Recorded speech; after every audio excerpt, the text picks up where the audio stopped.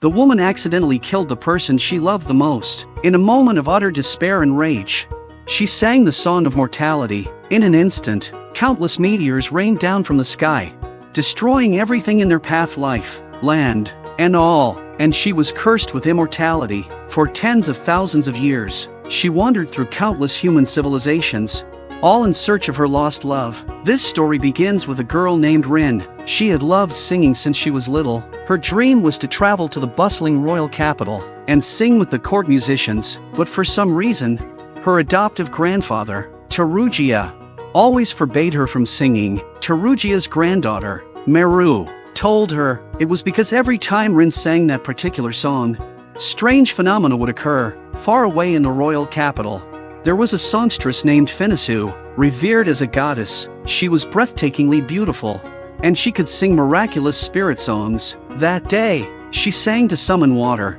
resolving a water shortage crisis for the people. However, the prince she was betrothed to, Prince Ruto, only saw her powers as a tool to conquer lands. Soon after, Prince Ruto summoned the empire's strongest knight, Henri, to the capital to prepare for war. A few days later, Tarugia asked his grandson Aru to take Rin into the forest to pick fruit. But in the forest, they stumbled upon an injured Henri. His leg was frozen solid in thick ice. To save him, Rin defied her grandfather's warning and sang the song of healing, curing Henry's injury. Unfortunately, a soldier saw the whole thing. As soon as Henri regained consciousness, the enemy was already closing in. Henri told them to run while he held them off. They quickly fled to a safe place, but Rin couldn't help but wonder if her song had brought on this disaster. Meanwhile, back in the village, Meru was begging her grandfather to let Rin go to the capital and sing, but Tarugia insisted Rin's voice would bring catastrophe. Just then,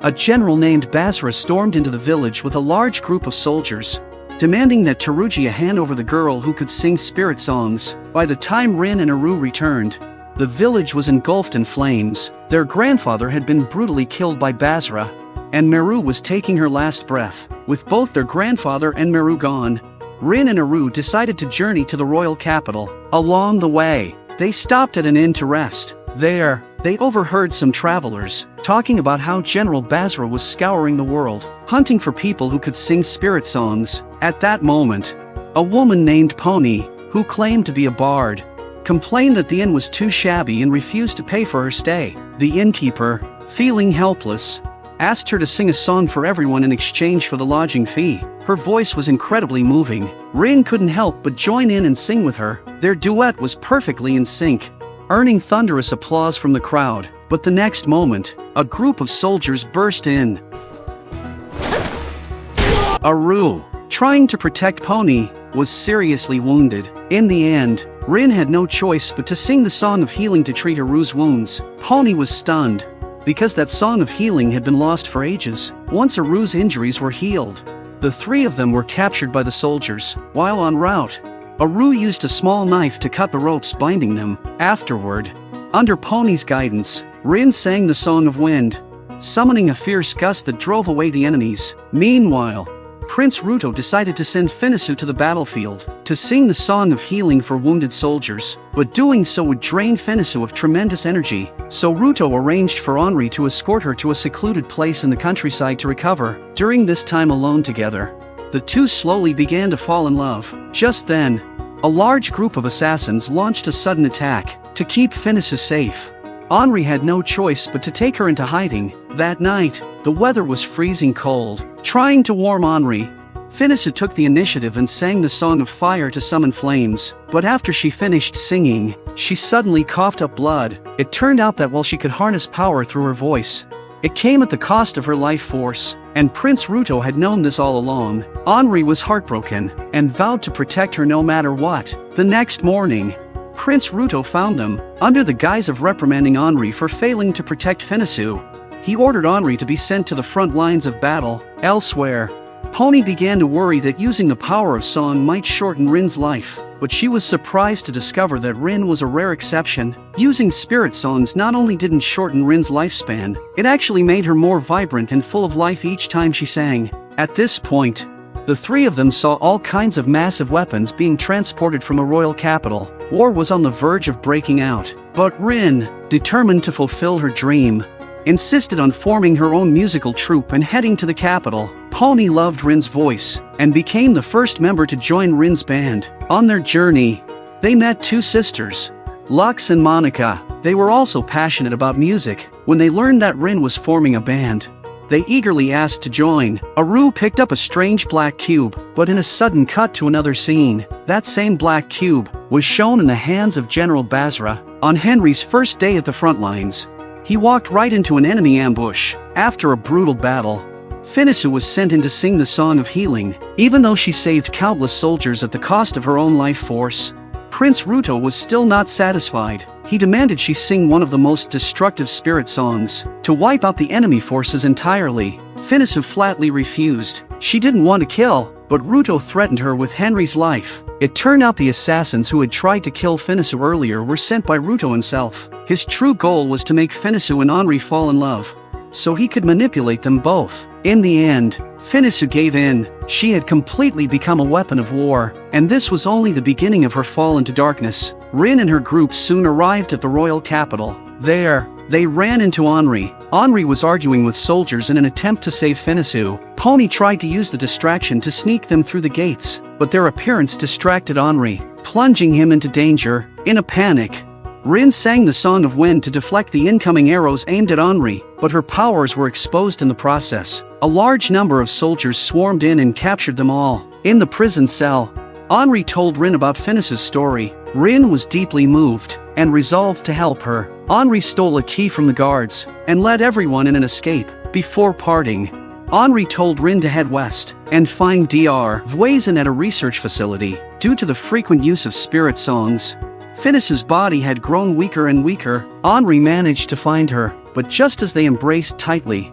Prince Ruto saw them. Ruto didn't scold them. He merely ordered Finnu to prepare her next spirit song. Worried about Finnu's condition, Henri asked Ruto for permission to go to battle himself. To Henry's surprise, Ruto actually agreed. Rin and her group finally arrived at the research facility and found Vuezin. Vuezin was Aru's idol. He was a brilliant inventor, but all of his inventions had been forcibly seized by General Basra. There, Aru once again saw the mysterious black cube. It turned out to be one of Vuezin's inventions, an echo device. It could store the supernatural powers of Finnu's spirit songs. Since these echo devices had all been sent to the front lines, Vuezin concluded that Finnu must be there. He recognized Aru's potential and offered to take him on as an apprentice. In the end, Aru chose to stay behind and train, hoping one day to become a great inventor himself. And so, the rest of the group continued their journey. Before dawn, Rin and the others finally reached their destination.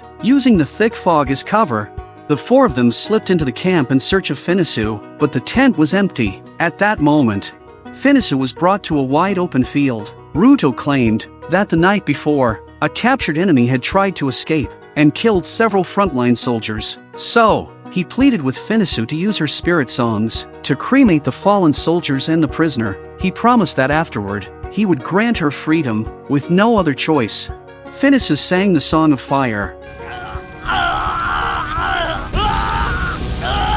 Just then, Ruto used his sword to knock the helmet off the prisoner. Finnu was horrified to see that the prisoner was Henri. In that moment, she was shattered. She couldn't believe she had just killed the man she loved with her own hands. And this was exactly the outcome Ruto had hoped for. But just as he turned to leave, Finnu picked up Henry's sword. She sang the Song of Mortality with her life as the price. In that moment, she became like a demon from hell. Meteors rained from the skies, smashing into the earth with unimaginable force. In the blink of an eye, everything was engulfed in flames, and in Finnu's fury, the world met its end.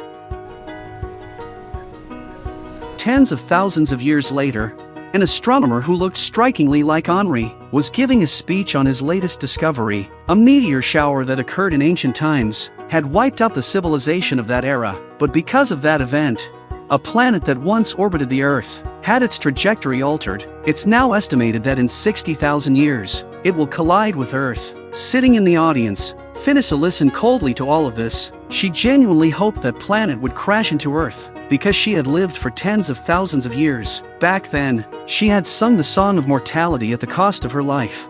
and destroyed the world, but instead of dying, she was cursed with eternal life. She no longer had a heartbeat or body warmth. During this time, she witnessed the rise and fall of countless civilizations, but no matter how much time passed, Finnu's appearance never changed. Because of this, whenever she stayed too long in one place, people would begin to see her as a monster, so she was forced to constantly wander. After living through countless ages, Finnu realized something. Whenever human civilization reached a certain level of development, it was inevitably destroyed. History kept repeating itself, spawning similar worlds and similar people. It was as if everything was caught in a loop. Finnu began to believe that if the world kept cycling, then if she waited long enough, the exact same era she had once lived through would eventually return, with her and her beloved Henri. And so, a flicker of hope grew in her heart. But during that long wait, Finnu encountered several people who looked just like Henri. That was when she realized that no matter how similar their appearances were,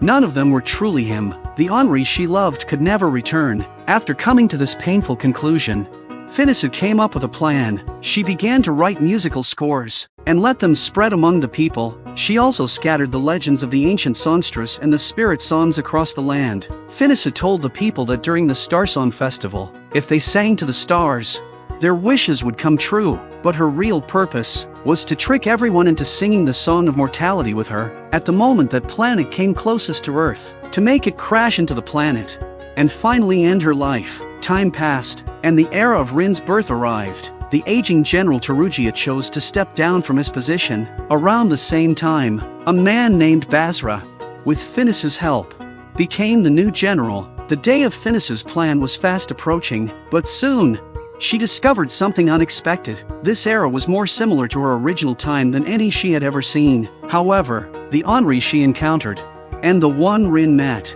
were not the same person. In Rin's era, there was no Prince Ruto, only General Basra. It was Basra who had used the power of the echo device in the forest to freeze Henry's leg with ice, setting off the chain of events that followed. While searching for Finnu, Rin discovered the ancestral sword that once belonged to the ancient Henri. When she gently touched the blade, a flood of memories suddenly surged into her mind. Rin saw all the suffering Finnu had endured over the past hundreds of thousands of years, as well as the truth of her own origins. In Finnu's memories, she had given up the Song of Healing, because the Song of Healing represented hope and her love for Henri, so she gave it up. Only in this way could she destroy the world without any attachment. Just then, a man being chased arrived at that very place. It was Basra. Finnu recognized the ambition in Basra's heart, so she struck a deal with him. She would help Basra become the supreme general, and in return, Basra would organize a grand Star Song festival for her. At the end of Finnu's memories, the Song of Healing, which she had once abandoned, transformed into a baby, and the old man who found this baby was none other than the retired General Tarugia. He was the very same man who adopted Rin. It turned out that Rin was actually the embodiment of the Song of Healing, which is why, even though the Song of Healing had been lost for generations, Rin was able to sing it instinctively from birth. The memory should have ended there, but Rin found herself trapped inside Finnu's memories, unable to wake up. Over and over again, she saw Finnu saying the same words to her, but no matter how hard she tried, she couldn't hear what Finnu was saying. Meanwhile, Henri, who was being pursued by Basra, arrived at the scene. He found Rin lying unconscious. No matter how many times he called her name, she wouldn't wake up. Back in Finnu's memories, Rin finally heard what Finnu was saying to her. She was calling out to Rin for help. Suddenly, Rin snapped back to consciousness, but just then, she was attacked by Basra. In the critical moment, Aru appeared, flying in with his latest invention. Then he dropped several smoke bombs from the air, creating the perfect chance for Henri and the others to escape. Soon after, they all arrived at Dr. Voisin's research facility. Rin now knew that Finnu would sing the Song of Mortality at the Star Song Festival, so she asked everyone to help her stop Finnu. That evening, Rin and Voisin sat down to finalize the plan for the day of the festival. They decided that before Finnu could begin her song, Rin would sing the Song of Healing, backed by her friends' instruments. Meanwhile, Aru's allies would pilot Dr. Voisin's airships to take on Basra's army. Late that night, Pony tested out the sheet music for the Song of Mortality, but to her surprise, the song she sang turned out to be the Song of Healing. Rin was puzzled too. Why did the sheet music for both songs look exactly the same? The next morning, the group arrived in the royal capital. To their shock, Finnu had predicted they would try to sabotage the Starsong festival, so she started singing the Song of Mortality ahead of schedule. Dark clouds instantly gathered overhead. Lightning cracked through the sky. That mysterious planet was drawing closer and closer to Earth. The group quickly decided to split up. Right then, Basra appeared, piloting a massive aircraft to block their way. Aru charged straight at Basra in his airship, but a blast of shattering glass struck him in the chest. Henri used the moment to launch a surprise attack, but was sent flying by a powerful kick from Basra. In a desperate moment, Aru caught Henri mid-air, and together they charged at Basra once more. In the end, they succeeded in defeating him. Basra was killed. Pony arrived with the Royal Court Orchestra. There, they encountered both Finnu and Rin. At last, Rin understood why the sheet music for the Song of Healing and the Song of Mortality was identical. It was because they were, in truth, the same song. The Song of Healing symbolized a beginning, while the Song of Mortality marked an end. At that moment, Rin and Finnu sang together. One sang the Song of Healing, the other the Song of Mortality. Each tried to move the other with the power of song, but in the end, Rin revealed the true meaning of the Song of Mortality, that destruction is also a beginning, and every beginning is also an end, a never-ending cycle, endless rebirth. The Song of Healing unleashed immense power. The ruined land began to heal, and the incoming planet shifted its course. Rin had protected everyone she loved, and Finnu was reborn. She could feel her heartbeat once again.